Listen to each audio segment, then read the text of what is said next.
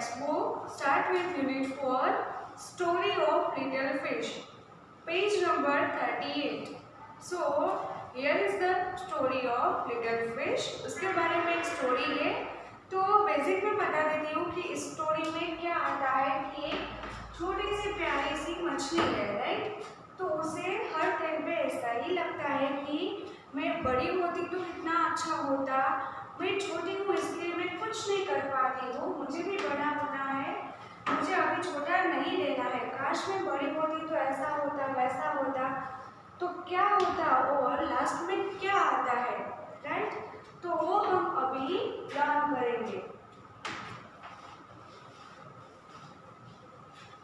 There are a great many million fish in the seas, but this story is about just one of them, and a very small one at that.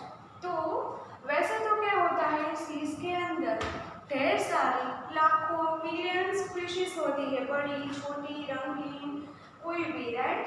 पर यहाँ पे उसमें से केवल एक ही मछली की बात है, and a very small one at that, और वो सबसे छोटी है. Second paragraph. Now this little fish had everything in the seas to make him contented.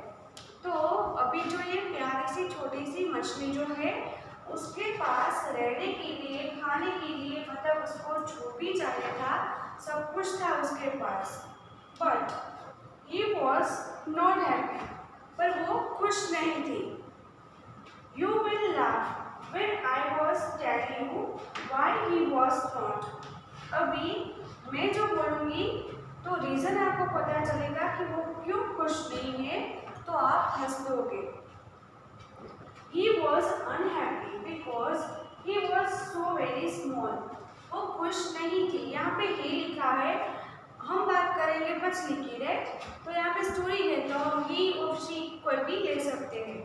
तो अगर मैं रीज़न बता दूँ आपको कि वो खुश क्यों नहीं है, क्यों वो अनहैप्पी है, तो आप हंस पड़ोगे.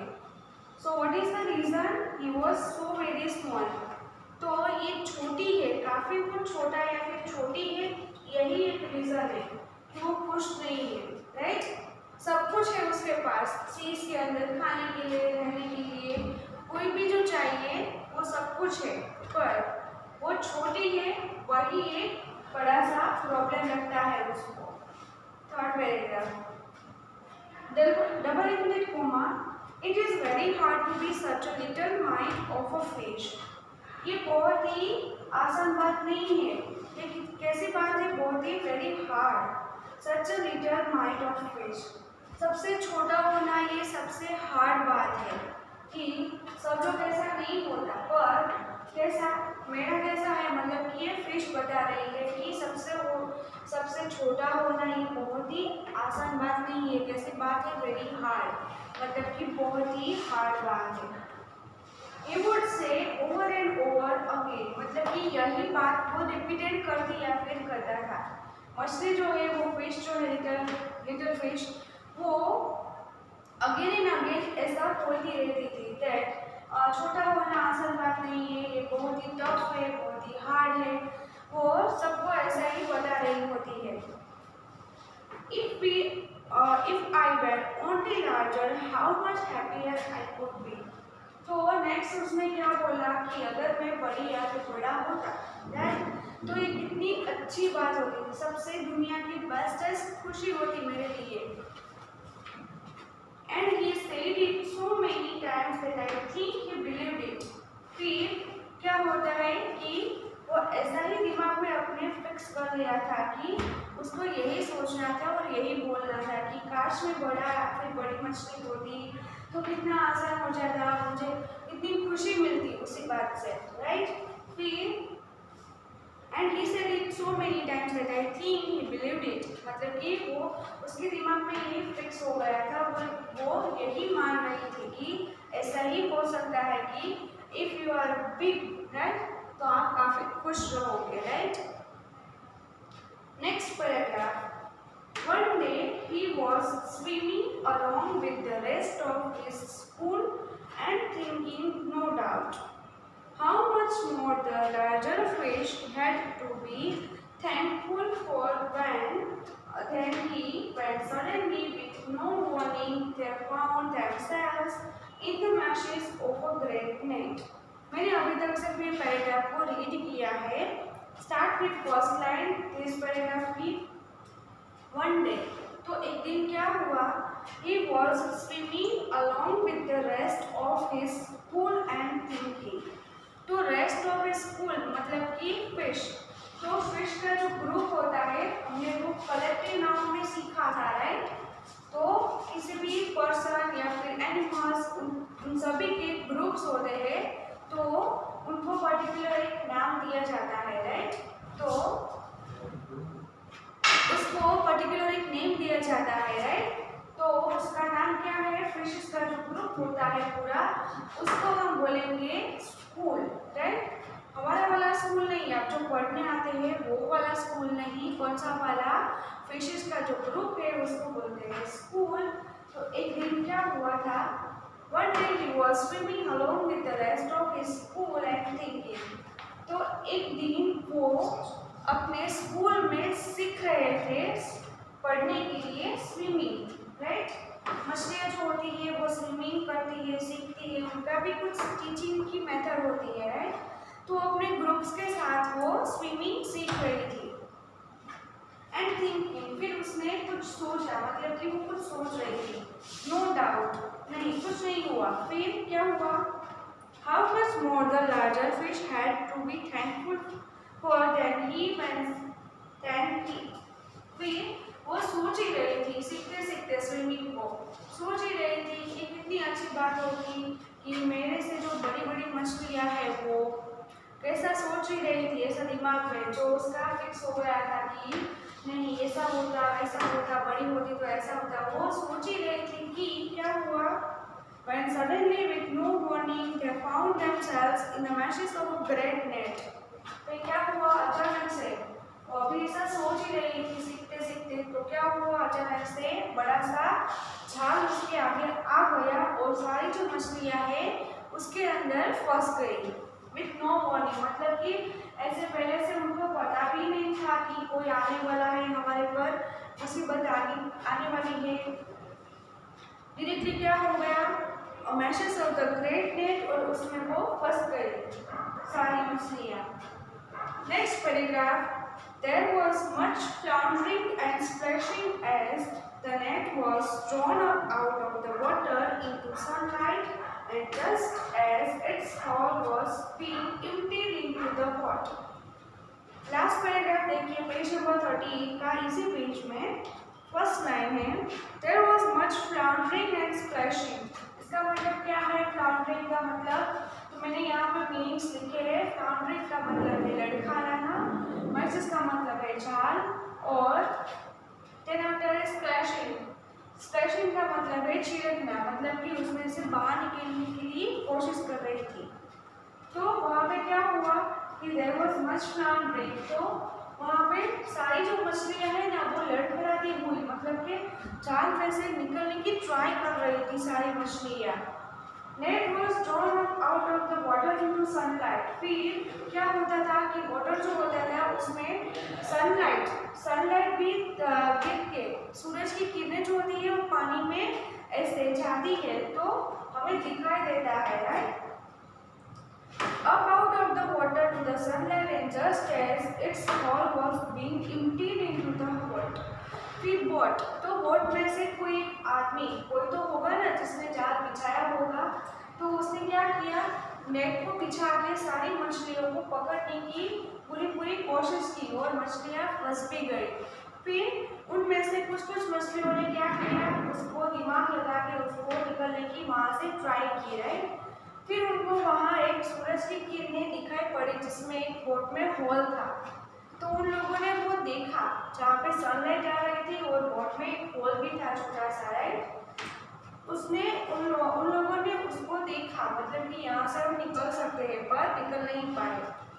सामने वाले पेज में देखिए, the smallest fish in the school wriggled through the mesh and slipped back to in the cool clear water. How good it felt. फिर सारी मछलियों ने तो ऐसा देखा भी कि हम लोग निकल पाएंगे, बॉल भी देखा, सूरज की किरणें भी देखी और उसको आइडिया भी मिला कि यहाँ से हम लोग जा सकते हैं। पर वो बड़ी मछलियाँ थी और जाल के अंदर फिक्स हो गई थी, मतलब कि फंस गई थी।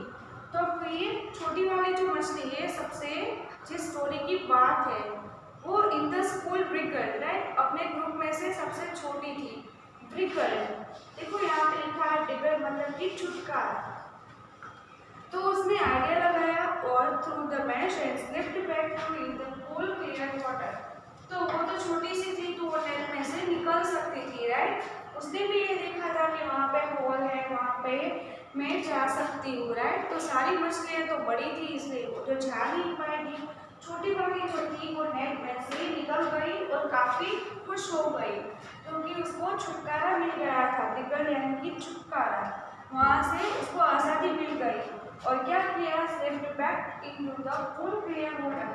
वो फिर से वो जाल में जाल से निकलकर वो बाहर कूल एंड क्लियर वाटर मतलब कि ठंडे ठंडे और अच्छे से साफ पानी में फिर से चली गई।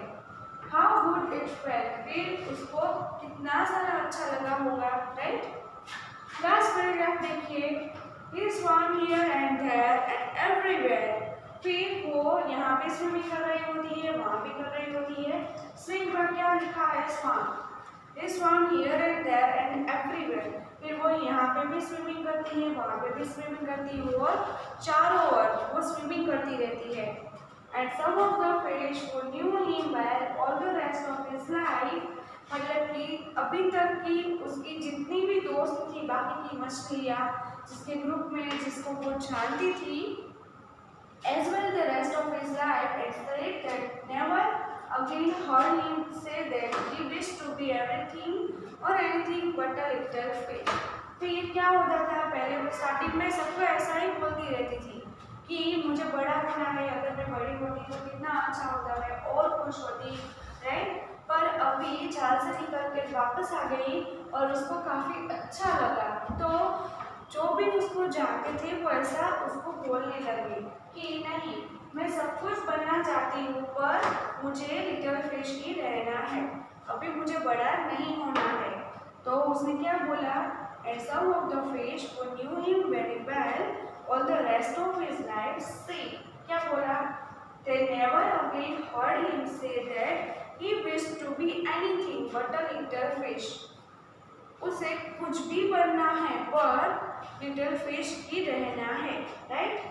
वो कुछ भी चाहती है पर ऐसा नहीं चाहती है अभी कि वो बड़ी हो जाए, राइट। तो इस स्टोरी में एक लिटिल फिश की बात थी जिसको बड़ा बनना था पर वो जाल में से बाहर आ गई, मतलब कि प्रॉब्लम को फेस करके उसमें से बाहर निकल आई।